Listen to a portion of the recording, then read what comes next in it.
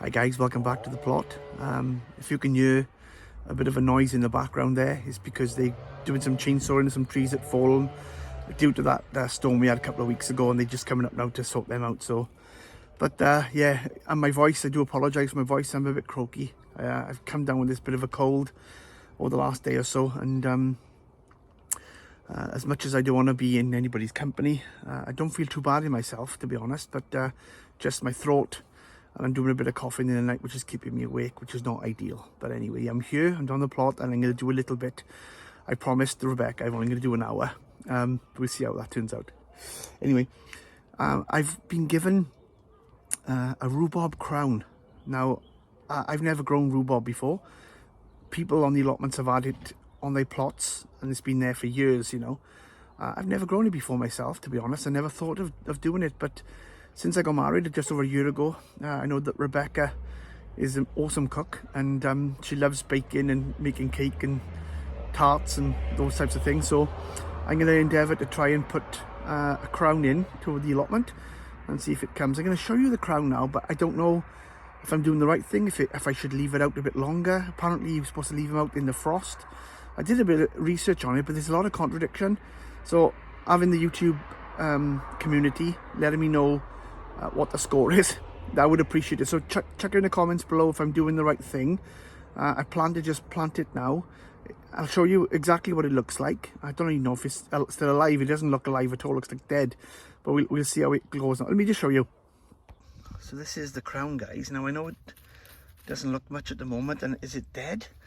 But what it has got, it's got a bit of growth there, so I'm assuming it's still alive. Or is it? I don't know. Don't know if it's too far gone or what. I don't even know where it looks like where you need to put the roots, to be honest, because there are some roots on it. So I'm going to try it anyway. I'm going to dig a hole here and plant it here and see if we can get any rhubarb. I don't know if it's going to come.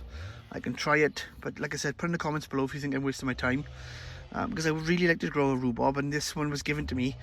A friend of mine who had a load of it, dug them up, and they were removing it, and because it's like, looks quite rotted there. But is it just that bit, you know, that's rotted? Will it survive because of that green growing there?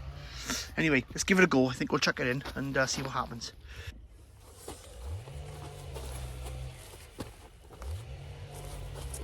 Best don't get a spade, didn't I? It'd be handy.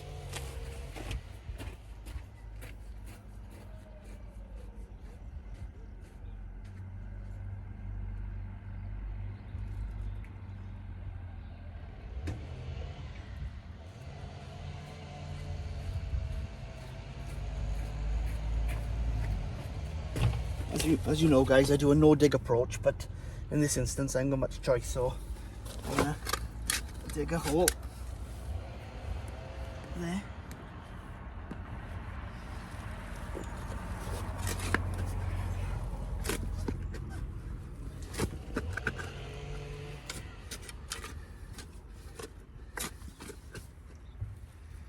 Like that.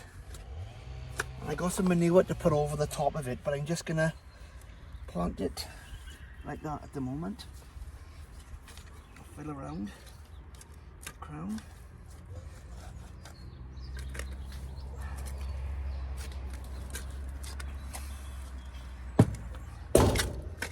I know there.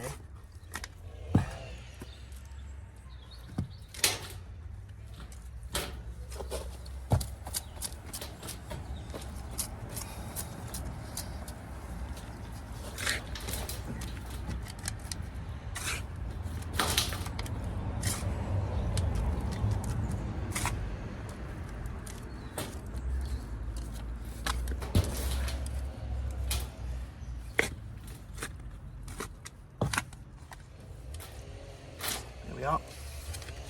And I'll put a liquid feed on it. I will when it starts coming through. I think that'll be the best option.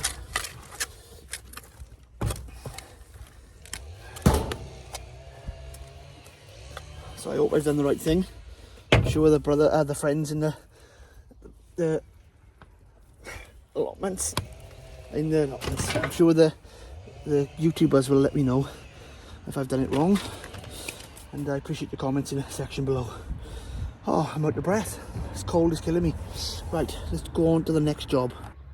Okay guys, so I'm basically going to plant some elephant garlic. These were gifted to me by Tony O'Neill, and they should have gone in by now if I'm honest, but I forgot I had them.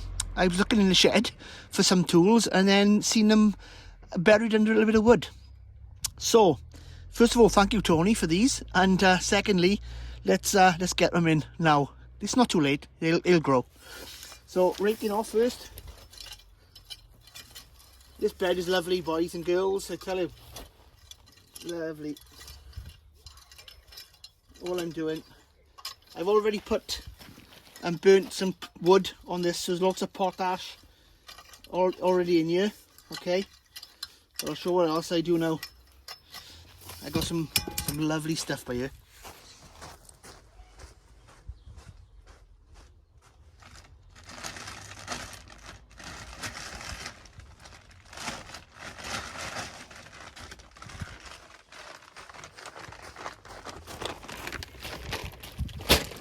Now, let me tell you don't need much of this, alright?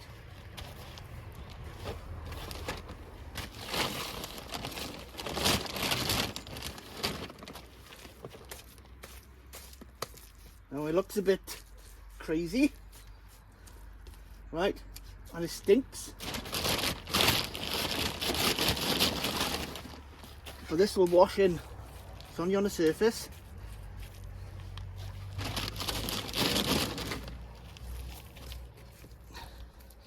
And I'll obviously avoid putting it directly on the plants.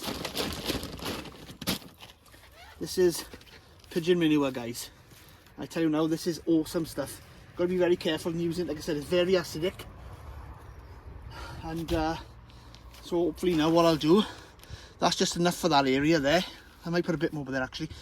And that'll be enough. And I'll plant in between that, go down, and the rain will wash that in. So by the time it starts to come through, this will have already been washed in with the rain, and that will give me a good start. So fantastic stuff.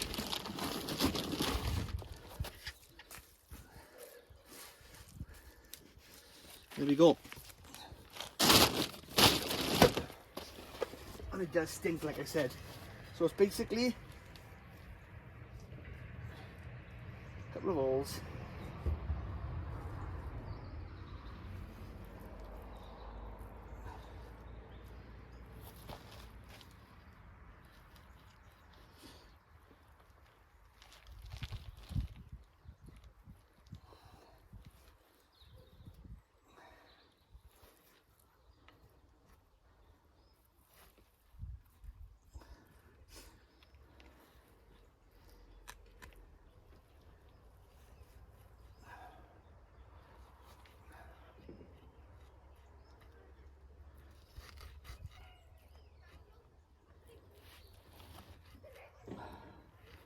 This is brilliant stuff, absolutely brilliant stuff. And then what I do is bury the clothes deep in.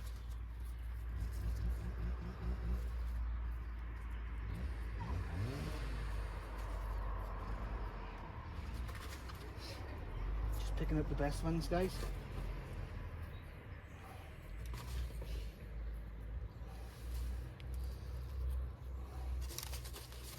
Tony O'Neill from Simplified Gardening gave me these a few weeks ago, and I forgot I had them. Look, he's also given me a load of not geraniums, they what's the orange flowers called now, Carl? Companion planting with tomatoes, marigolds. I never get there in the end. I'm putting the row in.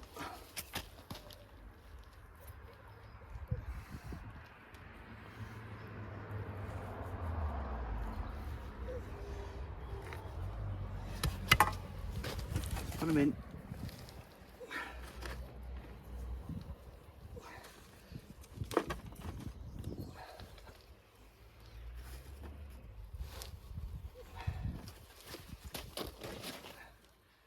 I'll put a bit more, another row I think in.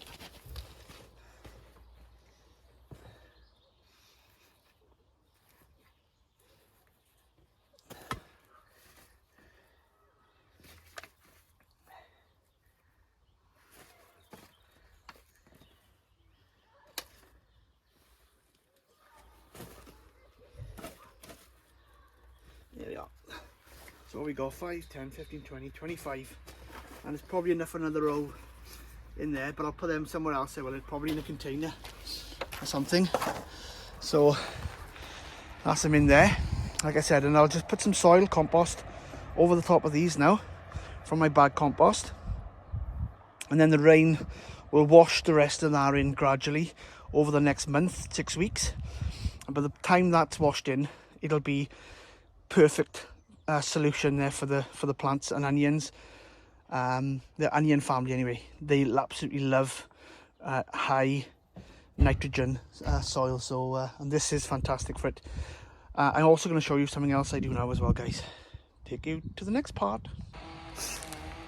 I do apologize for the sound, guys, it's really bad at the moment. So this is one of the beds that I'm filling up, and it's basically just or nearly decomposed, but not fully decomposed material that I've taken off the top of the compost and put it in the bottom of the bed as a base.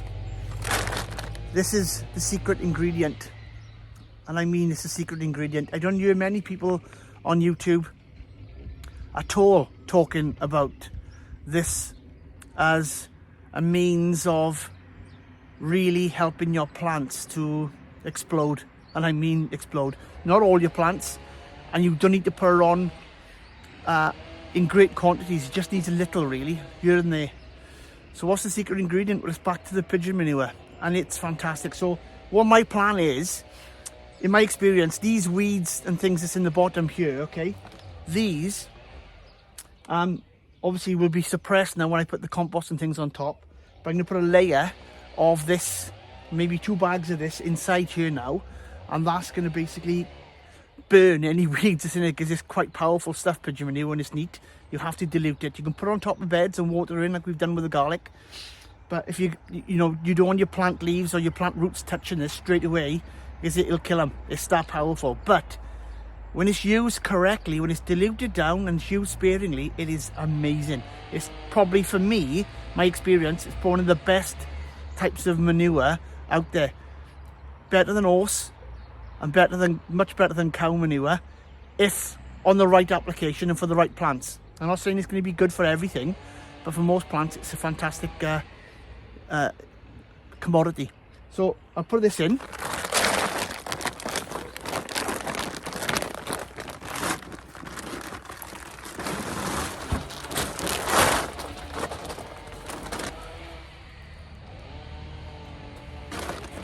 And this doesn't smell the best, guys, to be honest.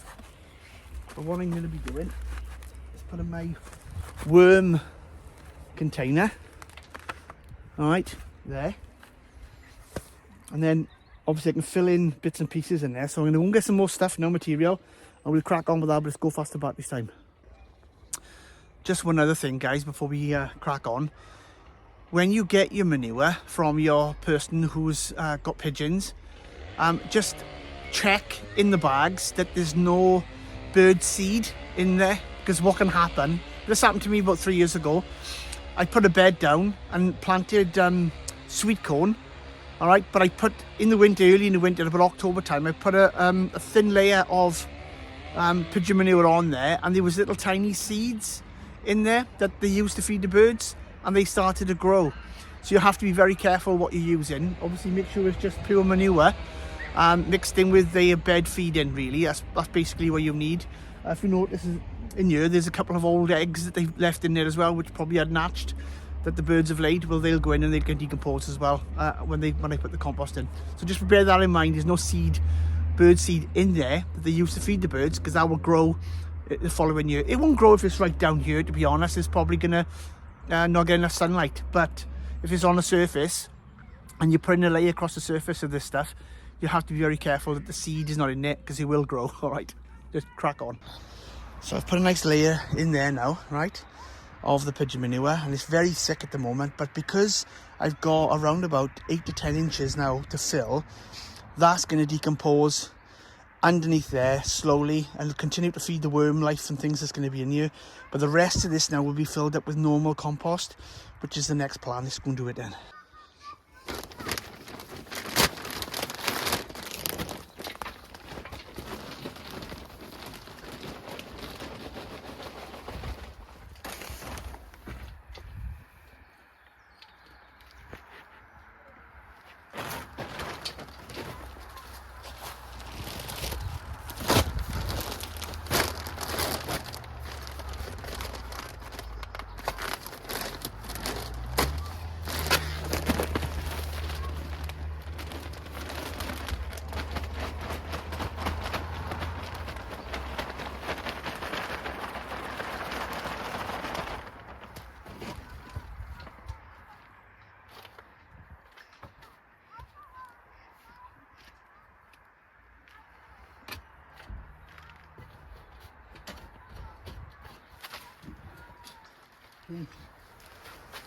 So I'm going to put another bag of compost on top of there.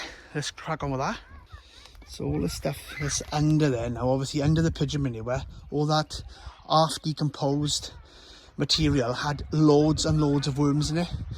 That's from my compost bins, so that's obviously going to be a little bit of a worm. There's a wormery already in there, if you like. Hopefully they'll come up now and then start taking down the compost that's there. But also I'm going to fill up the bucket then with stuff that I've got from the house, you know, waste stuff from the house and stuff. So we'll do that now in a second.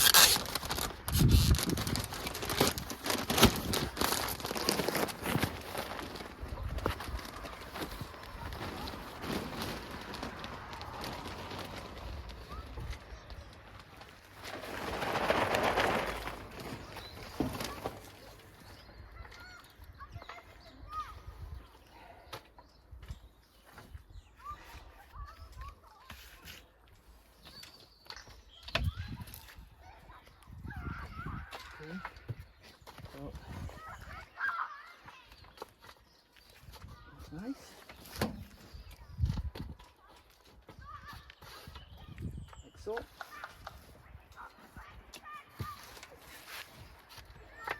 That's tidy now, guys. And now I just fill in that bin up with some household waste that they got. This is all decomposed. Bits of cardboard and bits of rubbish into eggshells.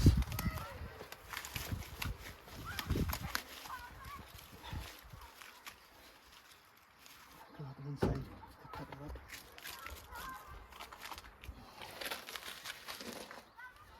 There. Got another one here. Needs to go in.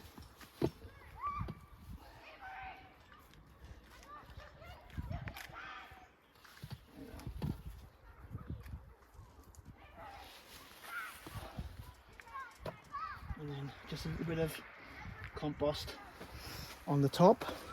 That's that. And get a smaller bit of cardboard. Goes down first. And then I got another lid here somewhere. I'll go and get the other lid for a second. Yeah, so I cut another piece of cardboard, guys, to go over the top. Like so. And that'll seal it nicely. And I also got just a little bucket. It'll fit over the top like that. And that's going to keep it all nice and dark. And that will obviously allow me to put my giant cabbage, which I'm planning to plant this year, on either side. And then obviously the worms and things will love it. So yeah. Okay, I think that's going to be it for today. So I'll just turn around.